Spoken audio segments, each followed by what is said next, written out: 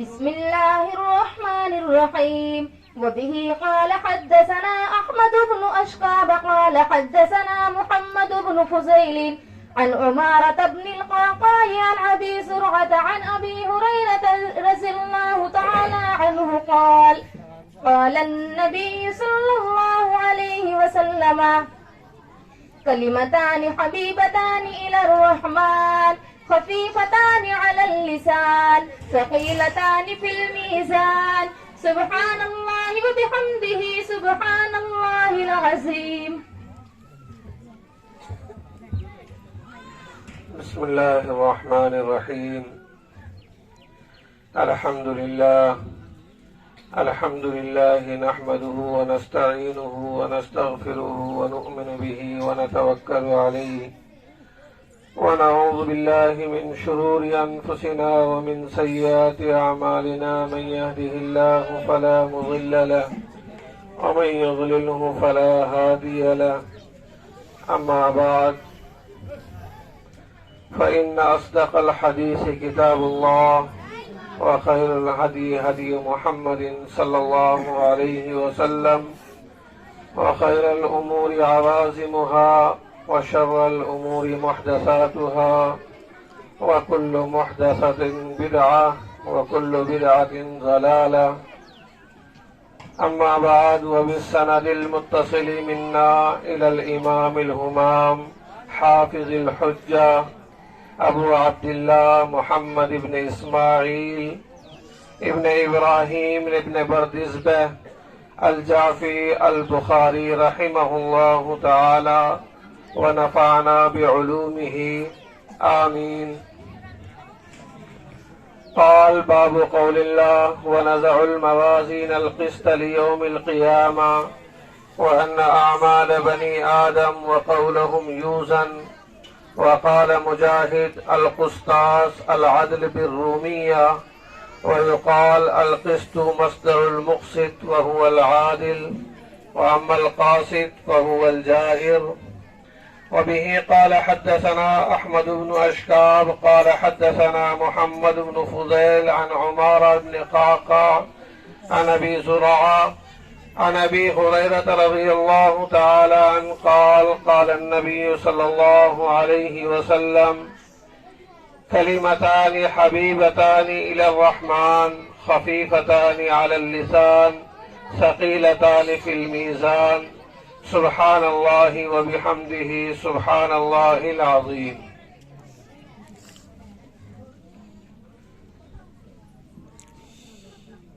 میرے لیے اس وقت بڑی سعادت کی بات ہے، میرے لیے کیا ہم تمام کے لیے اس وقت بڑی سعادت کی بات ہے کہ اللہ رب العزت نے ہمیں اس موقع پر، جو کہ تقریب ختم کلام اللہ اور بخاری شریف کے اختتام کی مبارک تقریب ہے، اس میں ہم تمام کو ایک ساتھ جمع فرمایا، شرکت کرنے کا موقع عنایت فرمایا. اور چونکہ تقریب ختم کلام اللہ میں اور تقریب ختم بخاری کے موقع پر اللہ رب العزت سے دعائیں کی جاتی ہیں، اللہ رب العزت ان دعاؤں کو قبول فرماتے ہیں، تو ہمارے لیے بہت اہم موقع ہے کہ ہم اس مجلس میں دعاؤں میں شریک ہوں اور اللہ رب العزت ختم قرآن کریم اور ختم بخاری شریف کی نسبت سے ہم تمام کی مغفرت فرما دیں. ورنہ حقیقی بات یہ ہے کہ میں یہاں کوئی درس دینے یا کوئی پڑھانے نہیں آیا ہوں، بلکہ میری یہ بہنیں بیٹھی ہوئی ہیں جنہوں نے اپنی عالمیت کا سال مکمل کیا ہے اور یہ اس وقت بخاری شریف کو مکمل کر رہی ہیں، ان سے کچھ علمی مذاکرہ کرنا ہے۔ چونکہ درس تو مدرس حضرات دیتے ہیں، ہم تو تمام کے تمام طالب علم اور طالبات ہیں، اور طلبہ آپس میں مذاکرہ اور تکرار کرتے ہیں۔ مذاکرہ اور تکرار کہتے ہیں کہ جو استادوں نے پڑھایا ہے اسی کو آپس میں ایک دوسرے کو سنایا جائے، اسی کا آپس میں تکرار کیا جائے۔ تو ہم آپس میں تکرار کر رہے ہیں، کوئی درس و تدریس نہیں ہو رہی ہے۔ جیسے آپ طالبات ہیں، میں بھی ایک طالب علم ہوں، دعا کریں کہ اللہ رب العزت میں نے جو اپنے اساتذہ سے پڑھا ہے اور آپ حضرات نے جو اپنے اساتذہ استانیوں سے پڑھا ہے اس کا ہم جو تکرار کر رہے ہیں صحیح صحیح تکرار کرنے کی توفیق نصیب فرمائے، اور اگر کوئی اس میں غلطی ہو جائے اللہ رب العزت اس غلطی کو معاف فرمائے۔ لیکن چونکہ تقریب ختم کلام اللہ اور بخاری کے اختتام کے جتنے بھی جلسے اور پروگرام منعقد ہوتے ہیں ان میں دیکھا یہ گیا ہے کہ ان میں طلباء کے ساتھ ساتھ عوام بھی ہوتے ہیں اور اکثریت عوام ہی کی ہوتی ہے۔ اس لیے اس موقع پر کچھ علمی باتیں ہوتی ہیں جن کا فائدہ عوام کو نہیں ہوتا، مذاکرہ وہ صرف طلباء سے ہوتا ہے، اور کچھ عوامی باتیں بھی ہوتی ہیں تاکہ عوام کا بھی یہاں آنا فائدہ مند ہو جائے۔ بہرحال یہ اس وقت جو بخاری شریف ہے جس کا اختتام ہو رہا ہے، میں آپ کو بتلا دوں کہ یہ وہ کتاب ہے حضرت امام بخاری علیہ الرحمہ کی جس کو اس روئے زمین پر اصح الکتب بعد کتاب اللہ، یعنی قرآن کریم کے بعد اس روئے زمین پر سب سے صحیح کتاب ہونے کا درجہ حاصل ہے۔ سب سے صحیح کتاب اس روئے زمین پر وہ قرآن کریم ہے، اور قرآن کریم کے بعد دنیا کی لاتعداد کتابوں میں جو سب سے صحیح کتاب ہے وہ امام بخاری رحمت اللہ علیہ کی یہ الصحیح البخاری جو اس وقت ہمارے سامنے موجود ہے، جس کو ہم پورا کر رہے ہیں، یہ وہ کتاب ہے۔ اس کتاب کو اللہ رب العزت نے بڑی خصوصیات سے نوازا ہے۔ ان میں سے ایک خصوصیت یہ بھی ہے کہ دنیا کے کتنے ہی مدارس مکاتب ہوں، کتنے ہی پڑھنے پڑھانے والے ہوں، وہ کچھ بھی پڑھ لیں لیکن اس وقت تک ان کو سند فراغت اور عالمیت کی سند نہیں دی جا سکتی جب تک کہ وہ بخاری شریف کو مکمل نہ کر لیں۔ جب بخاری مکمل ہوتی ہے، دنیا کے جتنے بھی عالم ہیں سب نے بخاری شریف کو پڑھا ہے، اور بخاری شریف کی تکمیل کے بعد ہی انہیں سند فراغت اور عالمیت کی سند ملی۔ ایسا ہو نہیں سکتا کہ کوئی مولوی ہو اور اس نے بخاری شریف کو نہ پڑھا ہو، بخاری کی سند اس کے پاس نہ ہو۔ تو یہ اللہ رب العزت نے اس کو بہت بڑی خصوصیت بخشی ہے۔ دوسری بات، جب بخاری شریف کا ذکر آ ہی گیا تو سب سے پہلے جب کوئی شخص کسی کتاب کو پڑھاتا ہے یا مکمل کراتا ہے تو احادیث کا ایک سلسلہ ہے سند کا، تو اس میں سب سے پہلے اپنی سند بیان کی جاتی ہے۔ سند کہتے ہیں الطریق الوصول الی رسول اللہ صلی اللہ علیہ وسلم، کہ اللہ کے رسول صلی اللہ علیہ وسلم تک اپنے سلسلہ طریق کو اور اپنی سند کو پہنچانا۔ یعنی مطلب اس کا یہ ہے کہ ہم نے جو یہ حدیث پڑھی ہے وہ حدیث ہم نے کس سے سنی ہے، ہمارے استاد اس میں کون ہیں، پھر ہمارے استاد نے وہ حدیث کس سے سنی ہے اور انہوں نے وہ حدیث کس سے سنی ہے، اور اسی طریقے سے یہ سلسلہ پورا کا پورا صاحب کتاب امام بخاری تک اور پھر امام بخاری سے لے کر کے جناب نبی کریم صلی اللہ علیہ وسلم تک پہنچتا ہے۔ اس کو سند کہتے ہیں۔ سند کے ویسے 3 حصے ہیں، خصوصاً ہمارے ہندوستان میں سند کے 3 حصے ہوا کرتے ہیں۔ ایک حصہ جو ہم پڑھتے ہیں ہم سے لے کر کے حضرت شاہ ولی اللہ محدث دہلوی رحمت اللہ علیہ تک، جو مسند الہند کہے جاتے ہیں، اور دوسرا سند کا حصہ شاہ ولی اللہ محدث دہلوی رحمت اللہ علیہ سے لے کر صاحب کتاب تک، چاہے وہ امام بخاری ہو، چاہے امام مسلم ہو، اور چاہے امام ترمذی ہو، امام ابو داؤد ہو، امام نسائی ہو، امام ابن ماجہ ہو، یا اور کوئی ہو، شاہ ولی اللہ محدث دہلوی رحمت اللہ علیہ سے لے کر کے صاحب کتاب تک، یہ دوسرا سند کا حصہ ہے۔ تیسرا سند کا حصہ صاحب کتاب سے لے کر کے جناب نبی کریم صلی اللہ علیہ وسلم تک۔ جیسے آپ حضرات نے ابھی یہ روایت سنی، یہ بچیوں نے ابھی روایت پڑھی، حدثنا احمد بن اشکاب، یعنی حضرت امام بخاری علیہ رحمہ فرماتے ہیں کہ ہم نے یہ روایت سنی ہے، پڑھی ہے احمد ابن اشکاب سے، اور انہوں نے کہا ہے احمد ابن اشکاب نے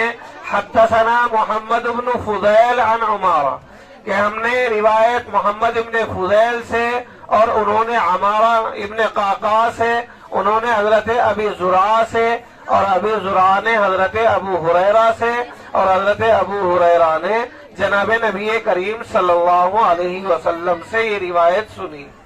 تو یہ سند کے 3 حصے ہوتے ہیں۔ ایسے ہی اس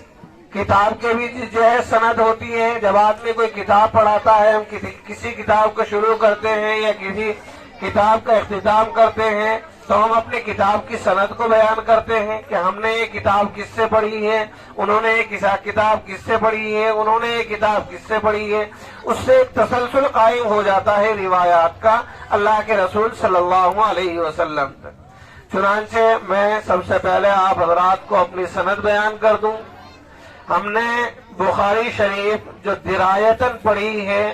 وہ ہمارے استاد جامع المعقول والمنقول حضرت الامام مفتی عبداللہ صاحب مظاہری رحمہ اللہ، گجرات رویدرا کے رہنے والے تھے۔ ہم نے اپنے استاد سے یہ روایت پڑھی۔ اللہ رب العزت نے حدیث کا اور معقول اور منقول دونوں کا امام بنایا تھا۔ اتنا علم اللہ رب العزت نے ان کو عطا فرمایا تھا کہ حضرت شیخ العلام محدث عصر جہاں مولانا شیخ محمد یونس صاحب جونپوری رحمت اللہ علیہ رحمتاً واسعہ ایک مرتبہ ارشاد فرمانے لگے ان کے درس میں، اور ان کی جو ہے حجرے شریف میں بیٹھے ہوئے تھے، تو فرمایا کہاں سے آئے ہو؟ میں نے کہا ہاسوڑ مفتی عبداللہ صاحب کے یہاں سے۔ تو حضرت شیخ علیہ الرحمٰن نے فرمایا کہ عبداللہ مظاہر کا آدھا علم اکیلا لے گیا۔ بہت بڑی بات ہے یہ، کسی کے شخص کے بارے میں حضرت شیخ کا یہ جملہ فرما دینا کہ عبداللہ مظاہر کا آدھا علم اکیلا لے گیا۔ تو ہم نے یہ کتاب جو ہے حضرت مفتی عبداللہ صاحب رحمہ اللہ تعالی عنہ سے پڑھی ہے، اور حضرت مفتی عبداللہ صاحب علیہ الرحمٰن نے یہ کتاب پڑھی ہے محدث عصر شیخ العلام شیخ یونس علیہ الرحمہ جون پوری سے، جو مظاہر العلوم میں شیخ الحدیث تھے۔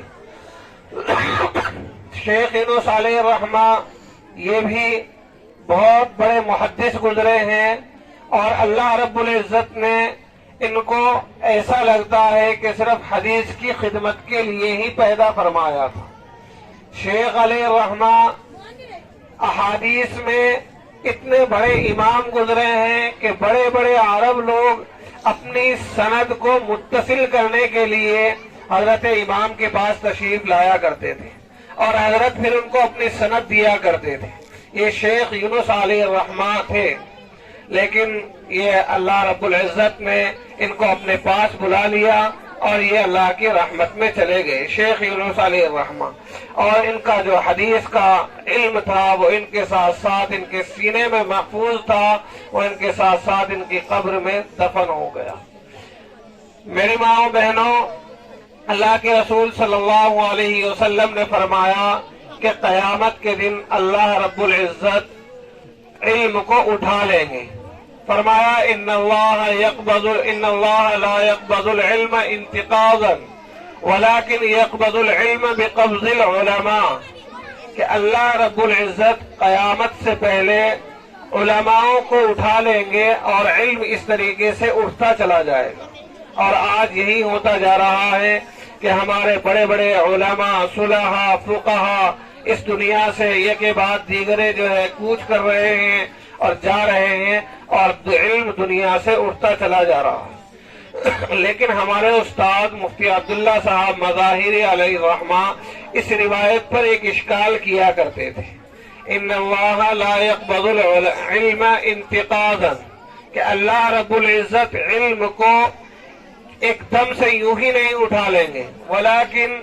یقبض العلم بقبض العلماء، کہ علم اس طریقے سے ختم ہوگا کہ اللہ رب العزت علماء کو اٹھا لیں گے۔ اشکال اس پر یہ ہوتا ہے روایت پر کہ اللہ رب العزت علماء کو اٹھائیں گے، لیکن ان کا جو علم ہے وہ تو انہوں نے کتابوں میں اور بساطے کاغذ پر بکھیر دیا ہے،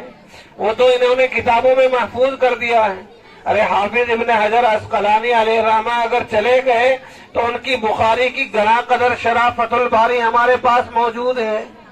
اگر علامہ عینی علیہ الرحمہ اس دنیا سے پردہ فرما گئے، چلے گئے، لیکن ان کی عمدۃ القاری جو بخاری شریف کی بہت اہم شرح ہے وہ ہمارے پاس موجود ہے۔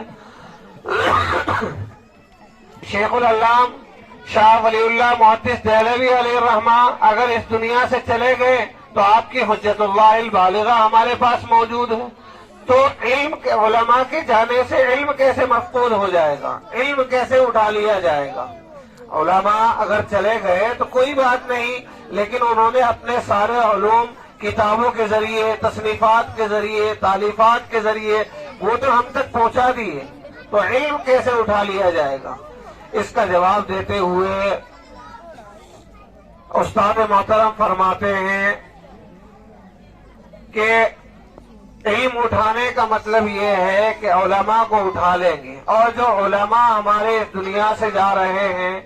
ظاہر سی بات ہے کہ اگر وہ کوئی کتاب تصنیف کر رہے ہیں، کوئی کتاب لکھ رہے ہیں، تو کتابوں میں ان کے سینے میں معجزن جتنا علم ہے وہ نہیں آ سکتا۔ کیوں؟ اس لیے کہ آدمی ایک مضمون لکھنے بیٹھتا ہے،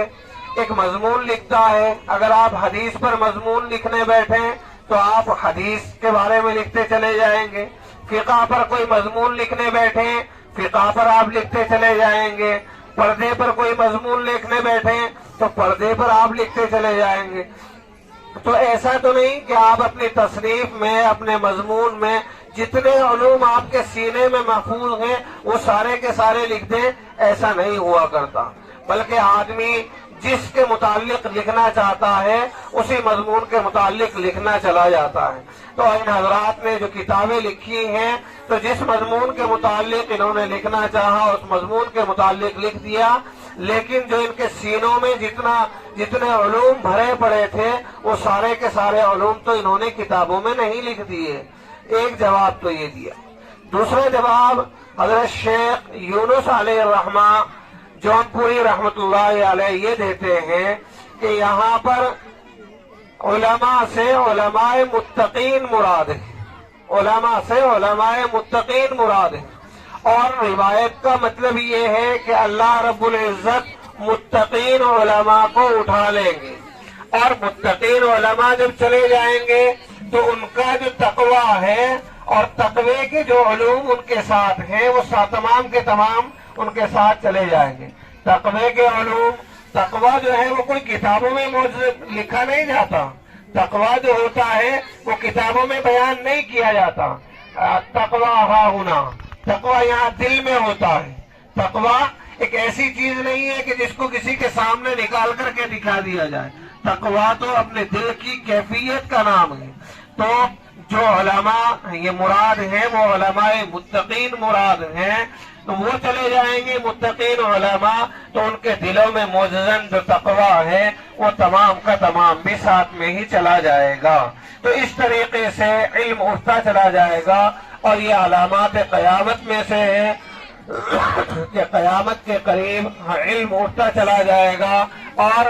ہمارے یہاں صرف اور صرف جاہلوں کی بھرمار ہوگی. چاروں طرف جہلا نظر آئیں گے. آج بھی یہی ہو رہا ہے. چاروں طرف بھرے پڑے ہیں کہ جو ہے کتب خانے کتابوں سے بھری پڑی ہے, لائبریری یا بکس سے, لیکن وہ صرف جو ہے الفاظ ہیں, وہ علوم نہیں ہیں. اس لیے کہ علوم تو وہ تب بنتے ہیں جب ان کے ساتھ تقویٰ شامل ہو, اور جب تقویٰ شامل ہوتا ہے تو انسانوں کی زندگیاں بدل جاتی ہیں. آج ہم کتنے ہی علوم پڑھ لیں, کتنے ہی الفاظ پڑھ لیں, لیکن ہمارے دلوں پر ان کا اثر نہیں ہوتا, ہماری زندگیوں پر اثر نہیں ہوتا. تو اس اعتبار سے وہ علوم نہیں بلکہ وہ صرف معرفتیں ہیں, اور وہ معرفتیں باقی رہ گئی ہیں. اور تقوی کا جو علم تھا وہ اس دنیا سے اٹھتا چلا جا رہا ہے. تو بہرحال میں یہ عرض کر رہا تھا کہ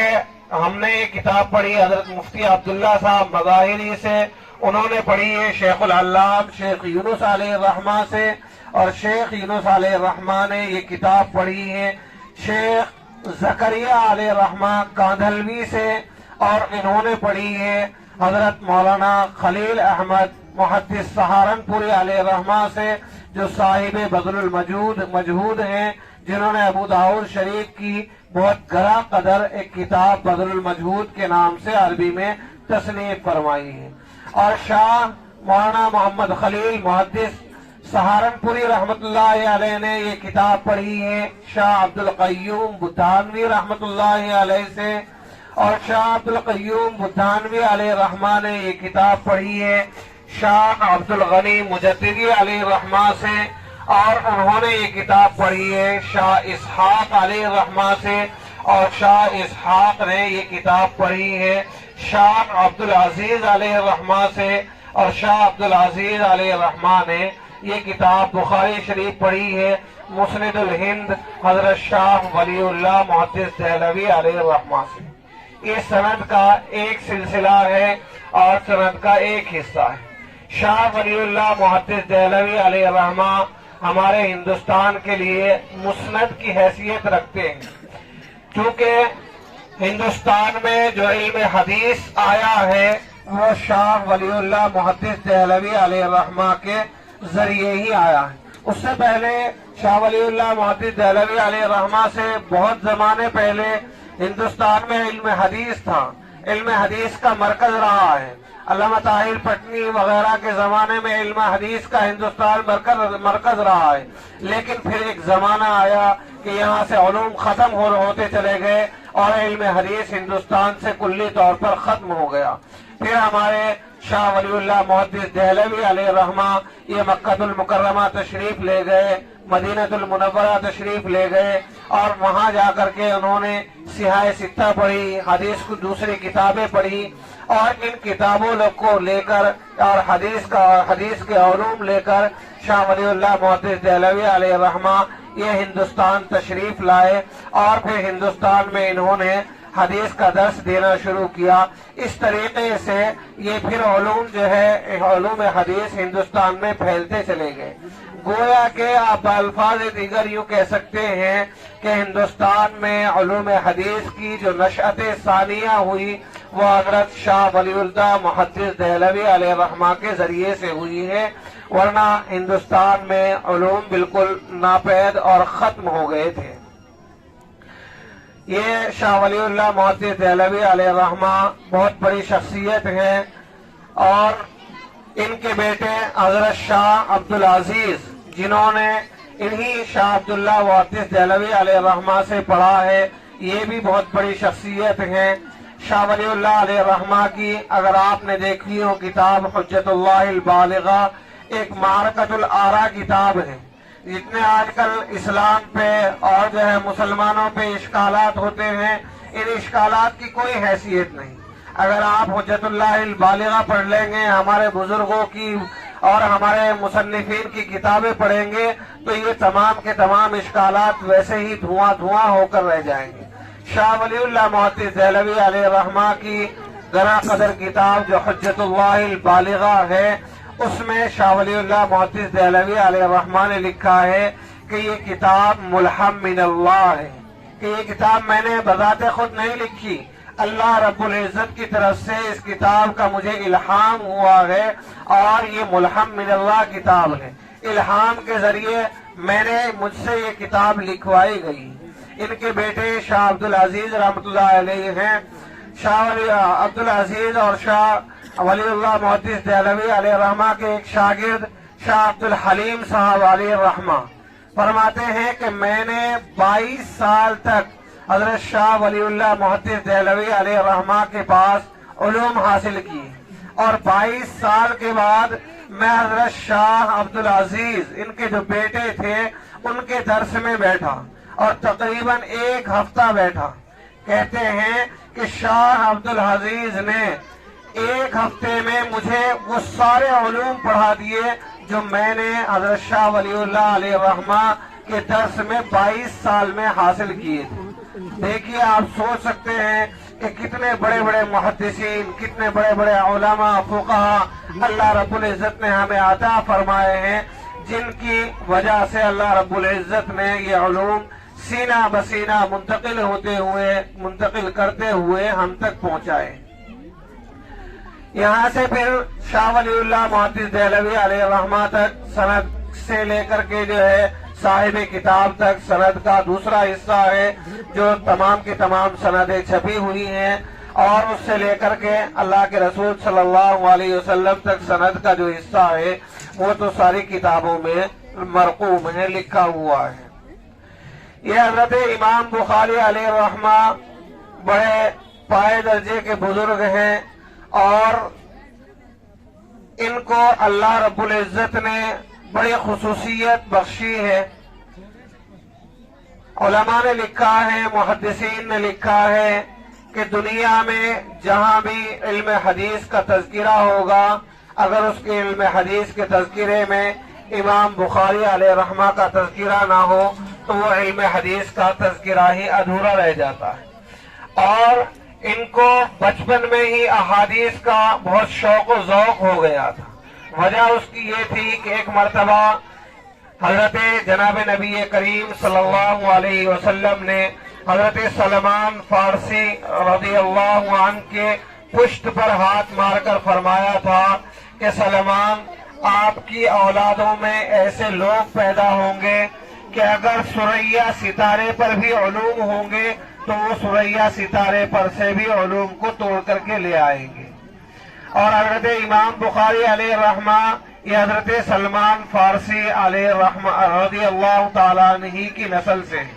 حضرت امام بخاری علیہ الرحمہ کوئی عربی نسل نہیں ہے، بلکہ یہ عجمی ہے۔ یہ کیا، بلکہ جتنے بھی ہمارے بڑے مصنفین ہیں، امام مسلم کو لے لیجئے، امام ابو داؤد رحمۃ اللہ علیہ کو لے لیجئے، امام ترمذی علیہ الرحمہ کو لے لیجئے، یہ تمام کے تمام جو ہمارے مصنفین ہیں یہ عرب نہیں ہیں بلکہ عجمی النسل ہیں۔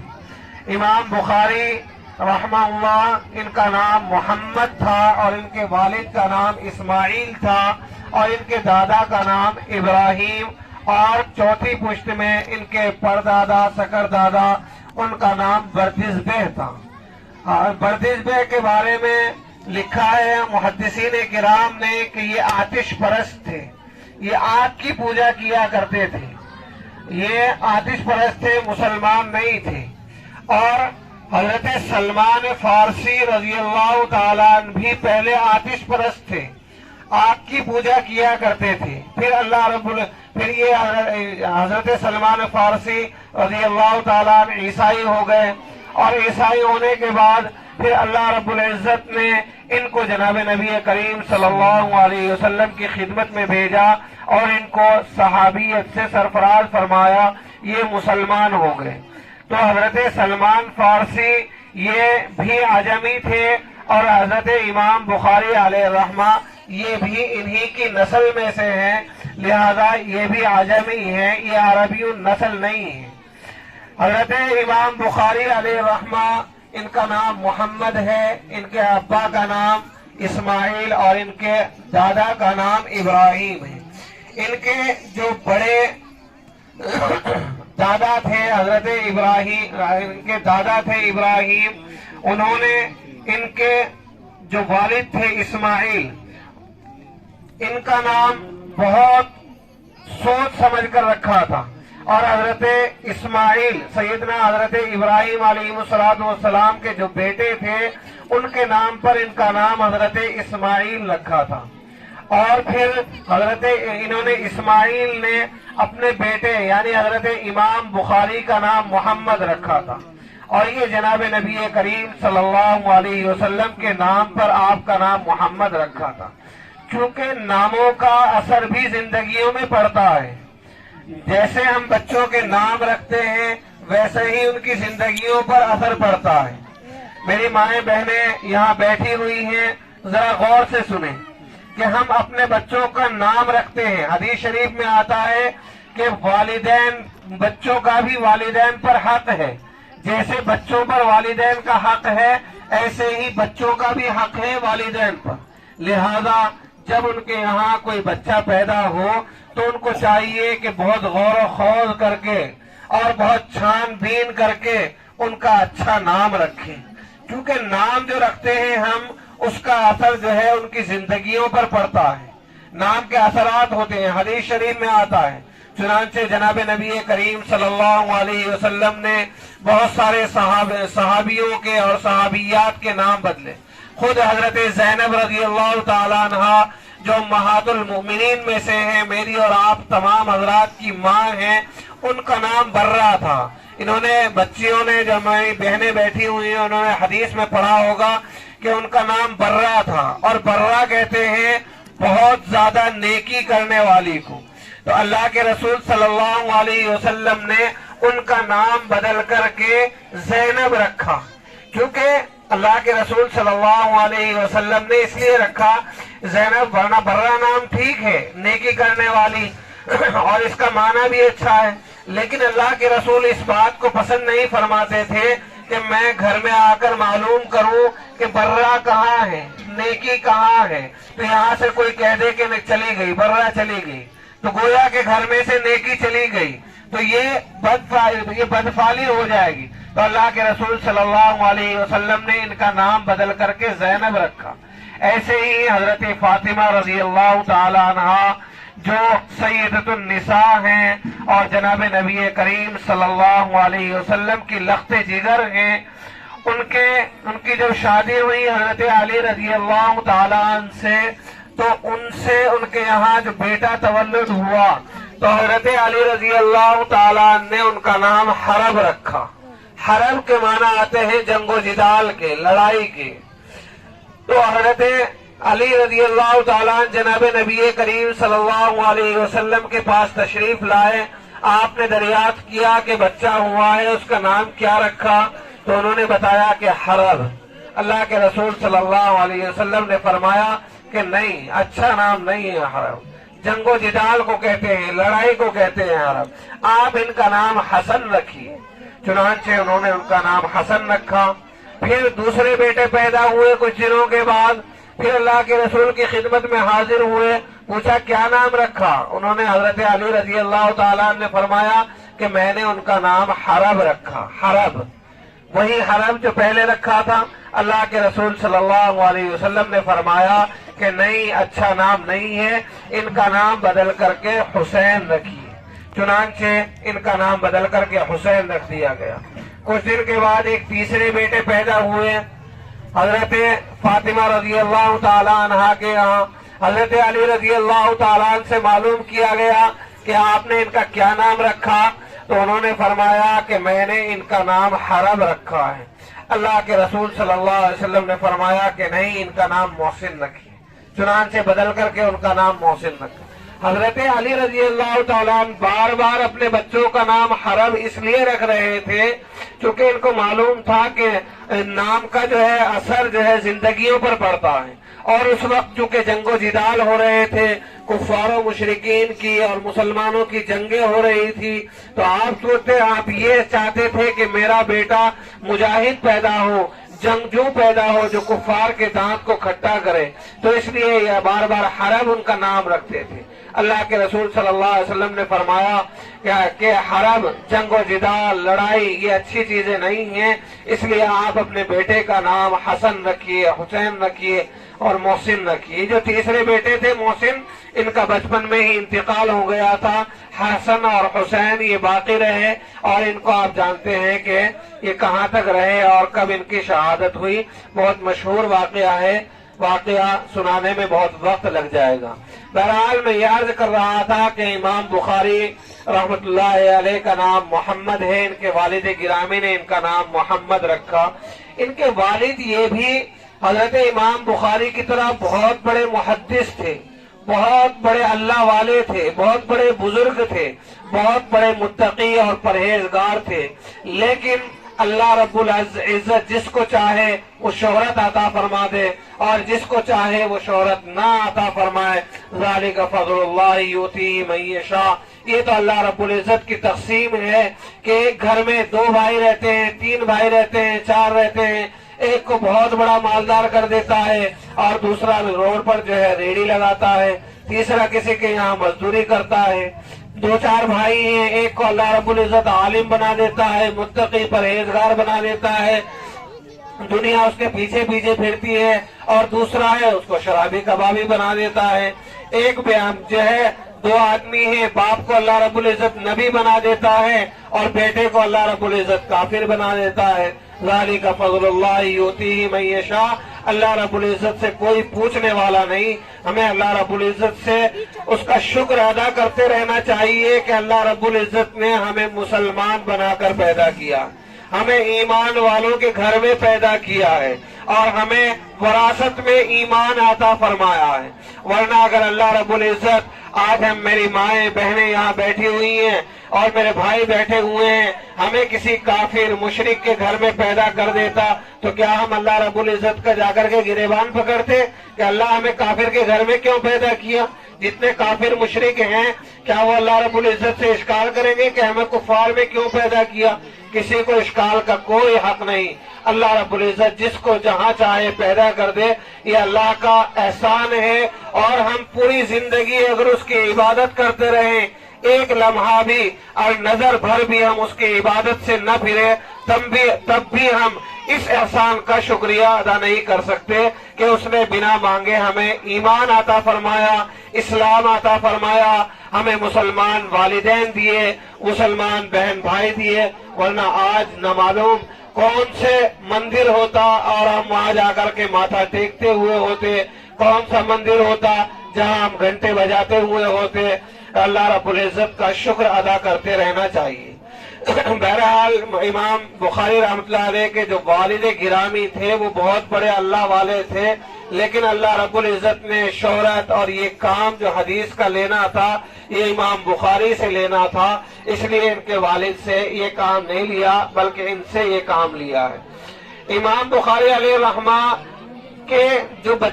بچے ہوتے ہیں، جو بڑے بنتے ہیں، یہ ویسے ہی نہیں بن جاتے، ان کے پیچھے ان کے والدین کی، ان کے باپ دادا کی، پردادا کی، سگر دادا کی بہت ساری دعائیں ہوتی ہیں، بہت ساری محنتیں ہوتی ہیں، بہت ساری کاوشیں ہوتی ہیں۔ امام بخاری علیہ رحمہ کے جو والد گرامی تھے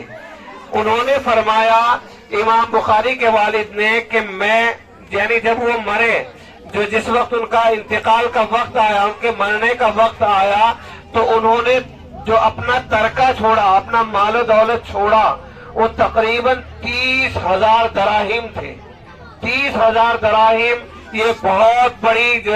ایک دولت ہوتی ہے۔ 30,000 دراہم کا مال و دولت چھوڑا، اور انہوں نے فرمایا کہ یہ 30,000 دراہم ہیں، ان میں 1 درہم بھی ایسا نہیں ہے جو حرام کمائی کا ہو، بلکہ حرام کمائی تو بہت دور کی بات ہے، ایک درہم ان میں ایسا نہیں ہے کہ جو مشتبہ مال ہو، جس میں حرام کا یا جو ہے ناجائز کا ذرہ برابر کوئی شک اور شبہ بھی ہو۔ یہ 30,000 دراہم انہوں نے ترکے میں چھوڑے تھے، جو پھر ان کا انتقال ہو گیا، زندگی نے وفا نہ کی، اور ان کی والدہ گرامی نے حضرت امام بخاری علیہ رحمہ کے پڑھنے لکھنے میں، ان کی پرورش میں، اور جو ہے ان کی پال پوشنے میں یہ 30,000 دراہم خرچ کیے۔ حضرت امام بخاری علیہ رحمہ یہ ایک نابینا تھے۔ یہ بعض رات نے تو یہ لکھا ہے کہ یہ بچپن سے ہی نابینا تھے، لیکن صحیح قول یہ ہے کہ یہ بچپن سے یعنی پیدائشی مادرزاد نابینا نہیں تھے، بلکہ پیدا ہونے کے کچھ دن کے بعد حضرت امام بخاری علیہ رحمہ کو جو ہے کوئی بیماری لاحق ہو گئی، اور بیماری کی وجہ سے ان کی آنکھوں کی بینائی جاتی رہی۔ میری بچیاں بیٹھی ہوئی ہیں، میری بہنیں بیٹھی ہوئی ہیں، انہوں نے پڑھا ہوگا کہ بیماری کی وجہ سے ان کی بینائی جاتی رہی۔ حضرت امام بخاری علیہ رحمہ کے والد نے اور والدہ نے مل کر کے یہ مشورہ کیا تھا ان کے ولادت سے پہلے کہ اس بار جو ہمارے یہاں بچہ پیدا ہوگا ہم اس کو اللہ کے دین کے لیے وقف کر دیں گے، ہم اس کو دین کی خدمت کے لیے وقف کر دیں گے۔ چنانچہ امام بخاری پیدا ہوئے اور کچھ دن کے بعد ان کی آنکھوں کی بینائی جاتی رہی، اور ساتھ ہی ساتھ ان کے والد گرامی کا سایہ بھی ان کے سر سے اٹھ گیا اور یہ یتیم ہو گئے۔ تو ظاہر سی بات ہے کہ ایک عورت کہ جس کے شوہر کا سایہ اس کے سر سے اٹھ گیا ہو تو وہ کتنی پریشانی میں مبتلا ہوتی ہے، کتنی دشواری اس کو ہوتی ہے، اس کی پوری دنیا تاریک ہو جاتی ہے، اسے کچھ نظر نہیں آتا۔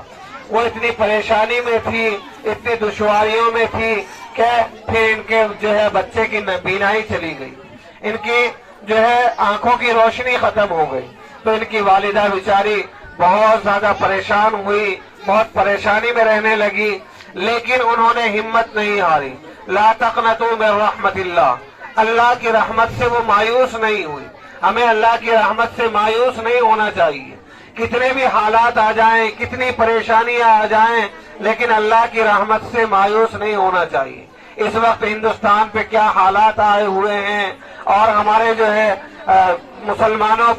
مسلمانوں میں بھی خاص طور پر ہمارے جو ہے مدارس ہیں، مکاتب ہیں، خانقاہیں ہیں، ان پر کیا حالات آئے ہوئے ہیں۔ ہماری ماں بہنوں بیٹیوں کی عزت محفوظ نہیں ہے، لیکن ایسے حالات میں بھی ہمیں اللہ سے بالکل بھی مایوس نہیں ہونا چاہیے، اس سے دعائیں کرتے رہنی چاہیے، اپنے اعمال کے اوپر جو ہے غور و فکر کرتے رہنا چاہیے۔ چنانچہ ان کی والدہ یہ بھی بہت متقیہ اور پرہیزگار تھی، بہت اللہ والی تھی ان کی والدہ۔ یہ بھی شب گزار تھی، تہجد گزار تھی، روزانہ تہجد پڑھا کرتی تھی، شب گزاری کیا کرتی تھی، قرآن کریم کی تلاوت کیا کرتی تھی، اور روزانہ رو رو کر گڑ گڑا کر اللہ سے دعائیں مانگا کرتی تھی کہ اللہ میں نے ایک بیٹا تیرے دین کے لیے وقف کرنے کا وعدہ کیا تھا، لیکن تو نے اس کی بینائی لے لی، اس کی جو ہے آنکھیں لے لی، اب یہ کیسے دین کی خدمت کر پائے گا؟ اے اللہ میرے بیٹے کی آنکھیں لوٹا دے، میرے بیٹے کی بینائی لوٹا دے۔ ایک زمانے تک یہ دعا کرتی رہی، لیکن ان کی دعائیں کوئی قبول نہیں ہوئی۔ لیکن بہرحال انہوں نے بھی مایوسی کا دامن نہیں تھاما، اور یہ دعاؤں میں لگی رہی۔ ایک مرتبہ یہ دعا کر رہی تھی تو دعا کرتے کرتے جو ہے بڑے جوش میں آ گئی۔ جو دعا کرنے کے بھی آپ نے اصول جانتے ہیں، آپ دعا کرنے کے اصول حدیث میں بھی آتا ہے، یہ ہوتا ہے کہ آدمی ہاتھ اٹھائے، ہاتھوں کی طرف نظر کرے، دل و دماغ کو اللہ رب العزت کی طرف کرے، اور بہت عاجزی کے ساتھ، انکساری کے ساتھ، پھر و تنی کے ساتھ اللہ رب العزت کے سامنے گڑ گڑائے، اپنی جو ہے کم مائگی کا احساس کرے، اپنی بے بضاعتی کا احساس کرے، اور خوب روئے، اپنی عاجزی اللہ کے سامنے ظاہر کرے، اور اس طرح نیاز مندانہ طور پر دعا کرے۔ یہ طریقہ عموماً دعا کا ہوتا ہے، لیکن میری ماں بہنوں بھائیوں، ایک طریقہ دعا کا اور بھی ہوتا ہے، وہ طریقہ ہوتا ہے ناز کا طریقہ۔ کبھی آدمی نیاز مندی سے مانگتا ہے اور کبھی بڑے ناز و انداز میں مانگتا ہے. تو لیکن یہ ناز و انداز میں مانگنے کا جو طریقہ ہے یہ ہر ایک کو حاصل نہیں ہوتا. اس کی دنیا بہت بعد کی ہے، بہت بعد میں وہ مراحل آتے ہیں جب کوئی اللہ سے ناز و انداز میں مانگتا ہے. اللہ کے رسول صلی اللہ علیہ وسلم نے بھی ایک موقع پر اللہ رب العزت سے بڑے ناز کے ساتھ دعائیں مانگی تھی. آپ نے بدر کا واقعہ پڑھا ہوگا کہ جب جنگ بدر ہوئی، اصل میں کفار و مشرکین کا ایک لشکر جو ہے ملک شام کے لیے اپنے تجارتی سامان کو لے کر گیا، اور کفار و مشرکین میں سے مکے میں سے ہر ایک آدمی نے اس مال تجارت میں پیسہ لگا رکھا تھا، اور انہوں نے یہ تہیہ کر رکھا تھا، یہ ارادہ کر رکھا تھا کہ اس مال میں، تجارت کے مال میں جتنا بھی فائدہ ہوگا اس سے ہم ان مسلمانوں کو ختم کریں گے. نعوذ باللہ، جناب نبی کریم صلی اللہ علیہ وسلم کے صحابہ کو ختم کریں گے، آپ کو تکالیف اور پریشانیوں میں مبتلا کریں گے. چنانچہ یہ جو ہے کفار کا یہ لشکر ملک شام گیا اور وہاں بہت کامیاب تجارت رہی. واپس لوٹ رہا تھا مدینہ المنورہ میں، جناب نبی کریم صلی اللہ علیہ وسلم کو اس کی خبر ہوئی. آپ نے اپنے پورے صحابہ کرام کو اکٹھا کیا اور بدر کے میدان میں پہنچ گئے، اور بدر کے میدان میں پہنچ کر وہاں سب بندی کر لی، اور سب بندی کر کے ان تمام کے تمام کفار و مشرکین کو وہاں پر روک لیا. اور ادھر کفار و مشرکین جو مکہ المکرمہ میں تھے، ان کو پتا چلا کہ اللہ کے رسول صلی اللہ علیہ وسلم اپنے لوگوں کو لے کر کے وہاں بدر کے میدان میں آ پہنچے ہیں، اور انہوں نے ہمارے لشکر کو روک لیا ہے یا روکنا چاہ رہے ہیں. تو مکہ والے کفار و مشرکین، جن میں بہت بڑے بڑے جنگجو تھے، بہت بڑے لڑاکے تھے، یہ پورے اپنے ہتھیاروں سے لیس ہو کر کے مکہ المکرمہ سے 10,000 لوگوں کا لشکر لے کر کے جو ہے مدینہ المنورہ کی طرف روانہ ہو گئے.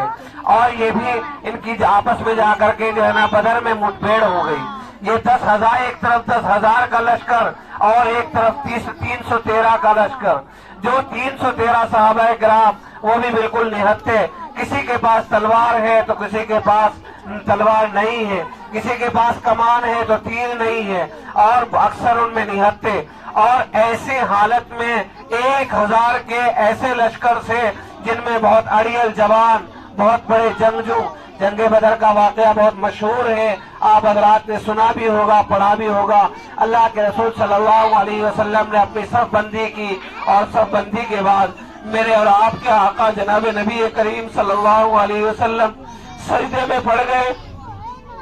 اور اللہ کے رسول صلی اللہ علیہ وسلم نے سجدے میں پڑھ کر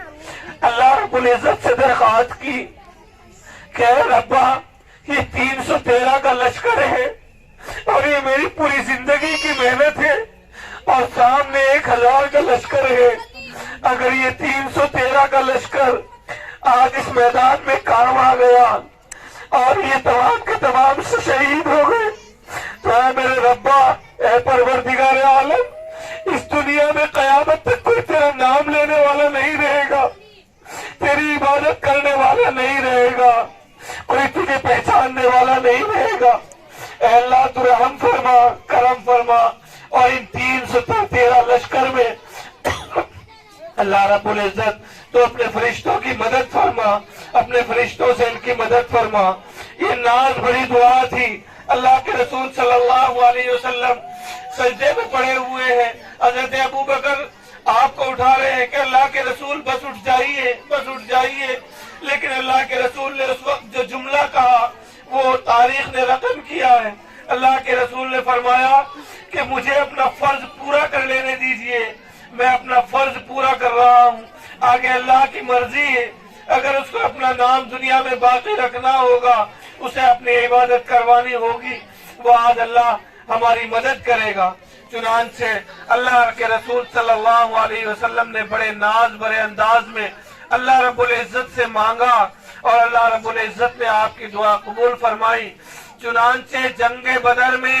جہاں ایک طرف 313 اور دوسری طرف 1,000 کا لشکر جرار تمام ہتھیاروں سے لیس لیکن ان 313 نے اس لشکر جرار کے دانت کھٹے کر دیے۔ اللہ رب العزت نے فرشتوں کو آسمان سے اس کی مدد کے لیے بھیجا، جن فرشتوں کو حضرات صحابہ کرام نے بھی دیکھا کہ ان کے سفید سروں پر سفید پگڑیاں بندھی ہوئی تھی، پورا سفید لباس تھا، سفید گھوڑوں پر سوار تھے، اور وہ جنگ بدر میں آ کر کفار مشرکین کے مقابلے پر لڑ رہے تھے۔ چنانچہ اس میں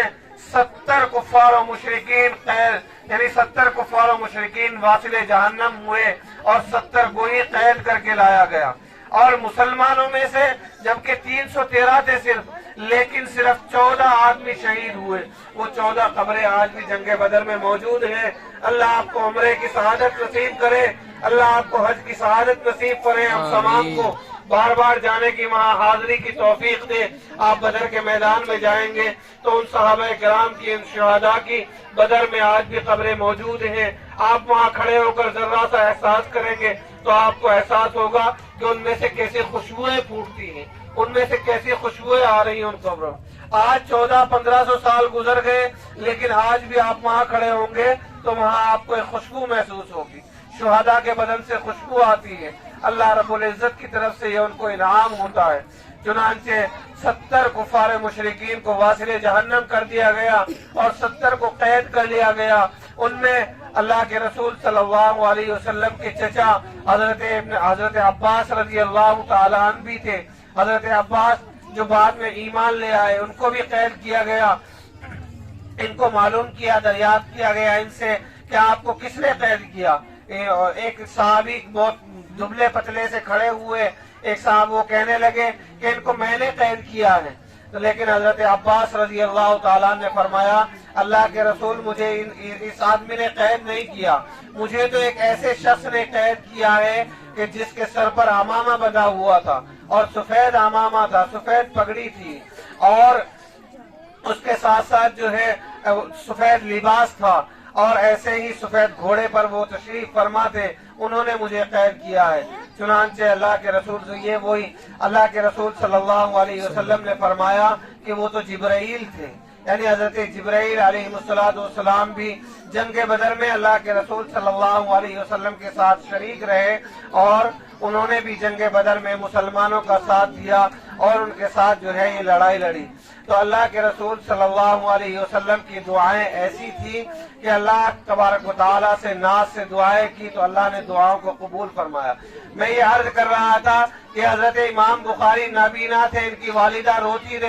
رہی، ایک دن بہت جوش میں آ گئی، مصلی پر 2 رکعت نماز پڑھی اور 2 رکعت نماز پڑھ کے ہاتھ اٹھائے اور گڑ گڑا کر رو کر بڑے ناز بھرے انداز میں اللہ رب العزت سے کہنے لگی، اے اللہ میں نے تو سنا ہے کہ تیرے کارخانے میں کسی چیز کی کمی نہیں ہے، تو بڑا داتا ہے، جو مانگتا ہے اس کو دیتا ہے، لیکن مجھے ایک زمانہ گزر گیا، میرے بیٹے کی آنکھیں چلی گئی، کیا تیرے خزانے میں 2 آنکھیں بھی نہیں ہیں جو میرے بیٹے کو عطا کر دے؟ کیا تیرے خزانے میں 2 آنکھوں کی بینائی بھی نہیں ہے جو تو میرے بیٹے کو عطا کر دے؟ اسی طرح روتے روتے دعا مانگتے مانگتے ان کی والدہ کے جو ہے نیند آ گئی اور وہ مصلی پر سو گئی۔ مصلی پر سوتے ہوئے سیدنا حضرت ابراہیم خلیل اللہ ان کے جو ہے خواب میں آئے اور کہا کہ جاؤ، اللہ رب العزت نے تمہارے بیٹے کی آنکھوں کی بینائی لوٹا دی ہے اور تمہارے بیٹا جو ہے وہ اب دیکھنے لگا ہے۔ چنانچہ ان کی آنکھ کھل گئی فوراً، یہ مصلی پر سے اٹھی، دوڑی اور بھاگی ہوئی اپنے بیٹے کے پاس گئی، امام بخاری کے، اور ان کو جگایا اور جگانے کے بعد پوچھا کہ بیٹا کیا آپ کو نظر آ رہا ہے، کیا آپ کو دیکھ رہا ہے؟ انہوں نے کہا کہ ہاں والدہ مجھے دیکھ رہا ہے۔ چنانچہ پھر انہوں نے جو ہے اللہ رب العزت کے سامنے 2 رکعت اور نماز پڑھی اور سجدہ شکر ادا کیا۔ یہ تھی حضرت امام بخاری علیہ رحمہ کی والدہ، جو 2 رکعت نماز پڑھ کر دعا کر کے اپنے نابینا بیٹے کی بینائی واپس منگوا سکتی ہیں۔ اور آج ہم ہیں کہ ہم اپنی اولادوں کے لیے دعا نہیں کرتے، اپنی اولادوں کی فکر نہیں کرتے، بلکہ ہماری حالت خاص طور پہ میری ماں و بہنوں کی یہ ہے کہ وہ پورے دن اور پوری رات جو ہے اپنی یا تو گھر کے کام میں لگی رہتی ہیں، نہ انہیں قرآن پڑھنے کی فرصت ہے، نہ انہیں حدیث پڑھنے کی فرصت ہے، نہ انہیں نوافل پڑھنے کی فرصت ہے، نہ اللہ سے مانگنے کی فرصت ہے۔ اگر اپنے گھر کے کام سے تھوڑا بہت وقت ملتا ہے تو وہ جو ہے موبائل کی نظر کر دیتے ہیں، موبائل میں جو ہے سیریل چلاتے ہیں اور بڑے بڑے سیریل دیکھنے میں روزانہ اپنے وقت کو ضائع کر دیتے ہیں، فیس بک اور ٹویٹر انسٹاگرام پہ اپنے وقت کو ضائع کر دیتے ہیں۔ میرے ماؤں بہنوں، علماء نے لکھا ہے، فقہاء نے لکھا ہے کہ بچے کی تربیت میں سب سے بڑا کردار یہ ماں کا کردار ہوتا ہے، بلکہ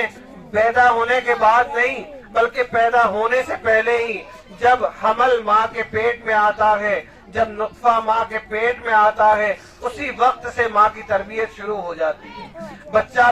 ماں کے پیٹ میں بنتا رہتا ہے اور ادھر جو ہے اللہ رب العزت بچے کو جو ہے اس کا خمیر تیار کرتے رہتے ہیں، بچہ پیٹ میں بنتا رہتا ہے، لیکن اس وقت میں ایسے حالات میں جو ماں کے افکار ہوتے ہیں، جو ماں کے خیالات ہوتے ہیں، جو ماں کی آرزویں تمنائیں ہوتی ہیں، وہ تمام کی تمام اس کے بچے میں منتقل ہوتی رہتی ہیں۔ ماں حاملہ ہے اور جو ہے ماں حاملہ ہے اور حمل کی حالت میں وہ پڑی ہوئی موبائل دیکھ رہی ہے، اس پہ گانے سن رہی ہے، اس پہ انسٹاگرام چلا رہی ہے، اس پہ فیس بک چلا رہی ہے، سیریل دیکھ رہی ہے، تو ہمارے بچے کبھی امام بخاری نہیں بن سکتے۔ ماں کے پیٹ میں حمل ہے۔ میں آپ کو ایک واقعہ بنا دوں، بہت مختصر ہے، بات بہت لمبی ہو گئی۔ ایک عورت کے یہاں بچہ پیدا ہوا اور پیدا ہونے کے بعد اس نے رونا شروع کر دیا۔ وہ روتا ہی رہا، ایک دن گزر گیا، 2 دن گزر گئے، 3 دن گزر گئے، اس کا رونا بند نہیں ہوا۔ بڑے بڑے ڈاکٹروں کو بلایا گیا، ڈاکٹروں نے انجیکشن دیے، دوائیاں دی، یہاں تک کہ اس کو نیند کی دوائی دینی پڑی۔ جتنے دیر سوتا تو خاموش رہتا، لیکن سونے کے بعد پھر اٹھتا، رونے لگتا۔ اور اس کو جو ہے دودھ دے رہے ہیں، وہ دودھ بھی پی رہا ہے، سب کچھ پی رہا ہے، لیکن اس کے باوجود بھی وہ چپ نہیں ہو رہا ہے، خاموش نہیں ہو رہا ہے۔ ایک جو بزرگ کے پاس گئے، ایک اللہ والے کے پاس گئے کہ بچے پر کچھ دم کر دیجئے، اور یہ جو ہے رو ہی رہا ہے، یہ بالکل خاموش نہیں ہوتا۔ انہوں نے 2-4 منٹ آنکھیں بند کی اور اس کے بعد جو ہے قرآن کریم منگایا اور پڑھنا شروع کر دیا، اور وہاں بیٹھ کر جو ہے 1-2 پارے کی 3 پاروں کی تلاوت کی زور زور سے۔ بچہ بالکل خاموش ہو گیا، شانت ہو گیا، سکون سے تلاوت سنتا رہا، اور اس کے بعد جو ہے بالکل خاموش رہا، رات تک وہ رویا نہیں۔ تو سارے گھر والے پوچھنے لگے کہ آپ نے نہ پڑھ کر کوئی دم کیا، نہ پھونک ماری، اور نہ کوئی تعویذ دیا، نہ پانی پلایا، بچہ کیسے چپ ہو گیا؟ آخر اس میں حکمت کیا ہے؟ وہ کہنے لگے کہ میں ان کی والدہ کو جانتا ہوں، ان کی والدہ حالت حمل میں بھی روزانہ 3 پارے، 4 پارے، 5 پارے قرآن کریم کے زور زور سے پڑھا کرتی تھی۔ اس بچے کو ماں کے پیٹ سے ہی قرآن کریم سننے کی عادت بن گئی ہے، اور یہ پیدا ہونے کے بعد بھی قرآن کریم سننا چاہتا ہے، اور اس کی والدہ چونکہ حالت نفاس میں ہے، وہ قرآن نہیں پڑھ سکتی، تو اس کی والدہ قرآن نہیں پڑھ رہی، تو اس کو اپنی روحانی غذا نہیں مل رہی، اس لیے یہ بچہ پریشان ہے، رو رہا ہے۔ تو میری ماں بہنوں، جس وقت ہمارے پیٹ میں حمل ہوتا ہے، اس وقت ہماری جیسی سوچ، جیسے افکار ہوتے ہیں، وہ تمام کے تمام ہمارے بچوں میں منتقل ہوتے ہیں۔ ایسی حالت میں آپ کبھی غلط نہ سوچیں، کبھی کسی سے لڑائی نہ جھگڑا نہ کریں، کبھی آپ جھوٹ نہ بولیں۔ آپ جھوٹ بولیں گے ایسی حالت میں تو آپ کے یہاں بچے پر اثر پڑے گا، وہ بھی جھوٹ بولے گا۔ آپ ایسی حالت میں حرام کا لقمہ کھائیں گی تو آپ کے بچے پر اس کے اثرات پڑیں گے، وہ بھی حرام کے لقمے کھائے گا، حرام کمائے گا۔ تو میری ماں بہنوں سے بہت ادباً درخواست ہے کہ اپنی زندگیوں کو درست کریں۔ آپ کی تربیت میں اور آپ کی درستگی میں معاشرے کی درستگی ہے۔ اگر آپ اپنی زندگیوں کو صحیح کر لیں گی، آپ اپنے بچوں کی صحیح تربیت کریں گی، تو یہ معاشرہ صحیح ہو جائے گا۔ امام بخاری علیہ الرحمہ کی والدہ نے، اور پھر ہماری دعائیں بھی قبول ہوتی ہیں۔ امام بخاری کی والدہ نے 2 رکعت نماز پڑھ کے دعائیں مانگ کر اپنے بچے کی بینائی واپس لے لی، تو ہم کیوں اپنے بچوں کی صحیح تربیت نہیں کر سکتے؟ ان کو پہلے سے ہی حدیث کا خوب جو ہے شوق و ذوق تھا۔ امام بخاری کو 10 سال کی عمر میں، 11 سال کی عمر میں ان کی والدہ اور ان کے بڑے بھائی جو ہے ان کو لے کر کے مکہ المکرمہ حج کے لیے تشریف لے گئے۔ یہ حج میں گئے تو انہوں نے وہاں اپنی والدہ سے درخواست کی کہ والدہ آپ گھر واپس چلی جائیں بھائی کے ساتھ، مجھے یہی حدیث شریف کا علم حاصل کرنے دیجیے۔ چنانچہ ان کی والدہ ان کو وہیں چھوڑ کر آ گئی، اور انہوں نے مکہ المکرمہ، مدینہ المنورہ میں کئی جگہ پر جا کر کے حدیث کا علم حاصل کیا۔ محدثین کرام نے لکھا ہے کہ 6 لاکھ احادیث کا علم انہوں نے وہاں سے حاصل کیا، اور 6 لاکھ احادیث انہوں نے ازبر یاد کی۔ اس کے بعد انہوں نے حضرت امام بخاری علیہ الرحمہ نے اس بخاری کی تصنیف فرمائی، اور اس بخاری کی تصنیف کا بھی بڑا عجیب واقعہ ہے۔ اس کتاب کو اللہ رب العزت نے ویسے ہی مقبولیت عطا نہیں فرما دی، بلکہ حضرت امام بخاری نے 6 لاکھ احادیث میں سے، اس بخاری شریف میں 7,500 تقریباً احادیث ہیں، 6 لاکھ احادیث میں سے 7,500 احادیث کو منتخب فرمایا، اور علماء نے لکھا ہے کہ جب یہ ان احادیث کو اپنی کتاب میں نقل کرنے لگے تو مکہ المکرمہ میں گئے، اور مکہ المکرمہ میں انہوں نے ہر حدیث نقل کرنے سے پہلے غسل فرمایا، اور پھر 2 رکعت نماز پڑھی، اور پھر طواف فرمایا۔ یعنی انہوں نے 7.5 احادیث اگر لکھی ہیں تو 7,500 مرتبہ انہوں نے غسل فرمایا ہے، اور 7,000 حدیثوں میں اگر 2 رکعت پڑھتے ہیں تو 14,000 سے زیادہ رکعتیں انہوں نے نوافل کی اس حدیث کے لیے پڑھی ہیں، اور 7,000 انہوں نے طواف فرمائے ہیں، جب جا کر کے اس بخاری شریف کو لکھا ہے۔ اور پھر اس پر بخاری شریف کے احادیث کو لکھنے کے بعد مدینہ المنورہ گئے، ریاض الجنہ میں بیٹھ کر کے اللہ کے رسول صلی اللہ علیہ وسلم کے قریب انہوں نے جو ہے نا بہت غور و خوض کیا، اور احادیث پر جو باب لگائے گئے ہیں ان بابوں کے ابواب کے عنوان قائم کیے۔ تو اس طریقے سے انہوں نے اس احادیث پر محنت کی ہے، اور اللہ رب العزت نے اسی وجہ سے اس کو اتنا بڑا مقام اور اتنا بڑا مرتبہ نصیب فرمایا ہے۔ بہرحال بات بہت لمبی ہوتی جا رہی ہے، یہ آخری باب ہے جو ہم نے پڑھا ہے، باب قول اللہ وَنَضَعُ الْمَوَازِينَ الْقِسْطَ لِيَوْمِ الْقِيَامَةِ وَأَنَّ أَعْمَالَ بَنِي آدَمَ وَقَوْلَهُمْ يُوزَنُ۔ حضرت امام بخاری رحمۃ اللہ علیہ کے ابواب و تراجم بہت اہمیت کے حامل ہیں۔ یہاں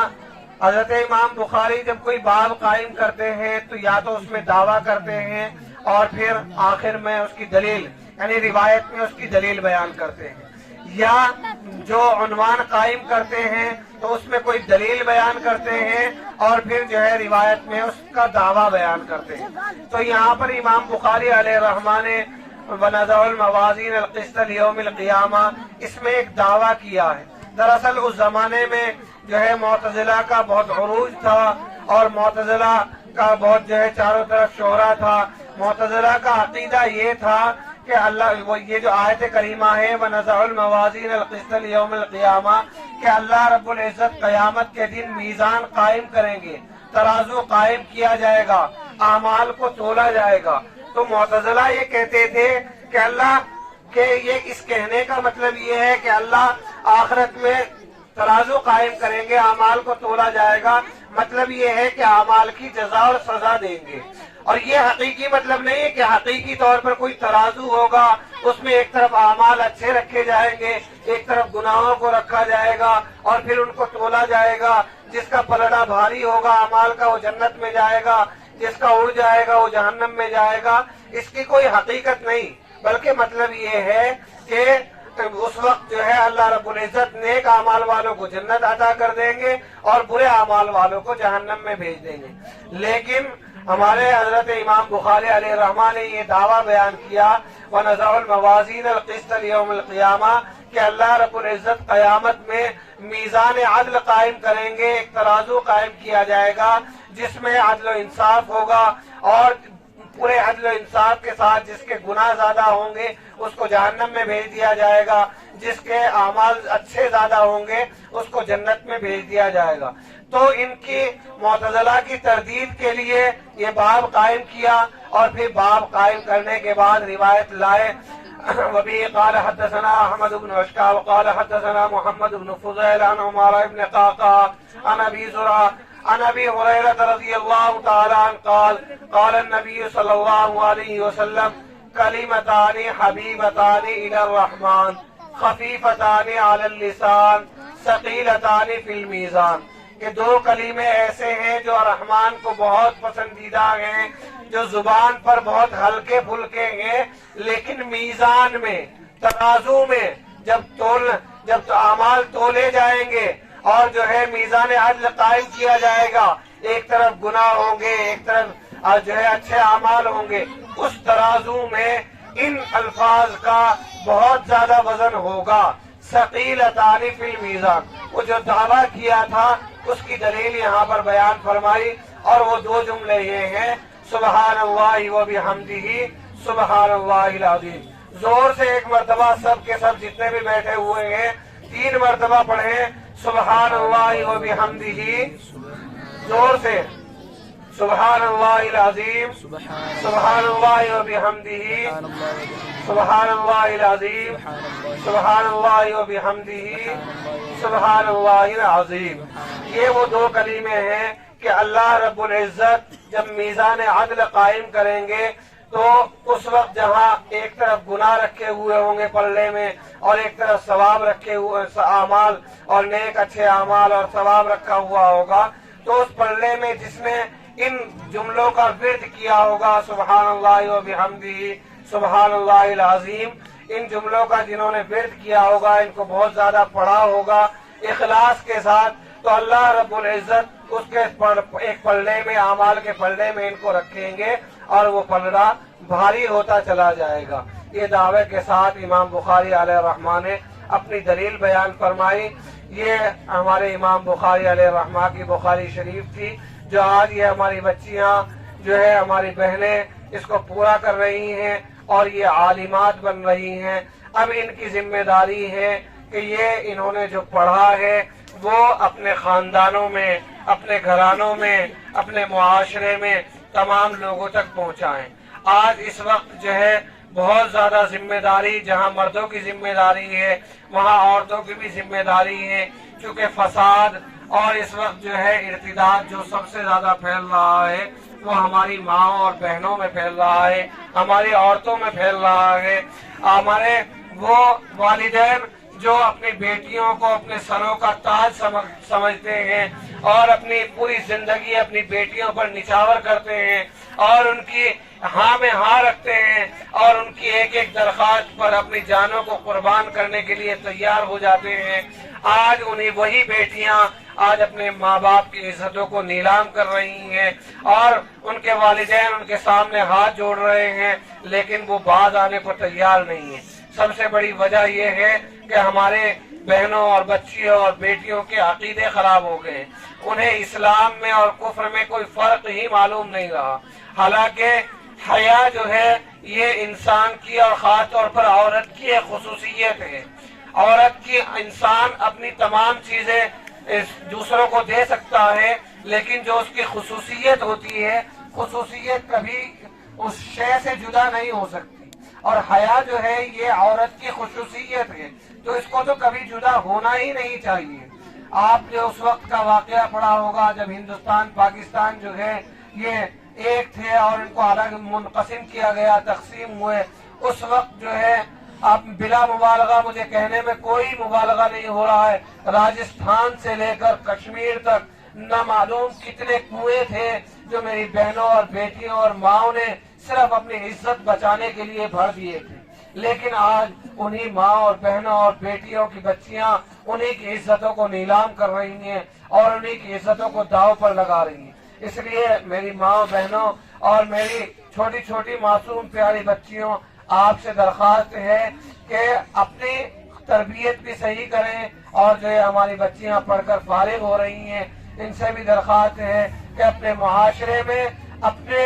گھرانوں میں، اپنے خاندانوں میں اپنی نئی نسل کے عقائد کو مضبوط کرنے کی کوشش کریں۔ اپنے نئی نسلوں کے عقائد کو جتنا مضبوط کیا جائے گا، ایمان کو جتنا ان کے اندر اتارا جائے گا، اتنے ان کے عقائد مضبوط ہوں گے، اور جب عقائد مضبوط ہوں گے تو کوئی ہمیں ٹس سے مس نہیں کر سکتا، ہمارے ایمان پر آنچ نہیں آ سکتی۔ اللہ رب العزت ہمیں عمل کی توفیق نصیب فرمائے، وما توفیقی الا باللہ۔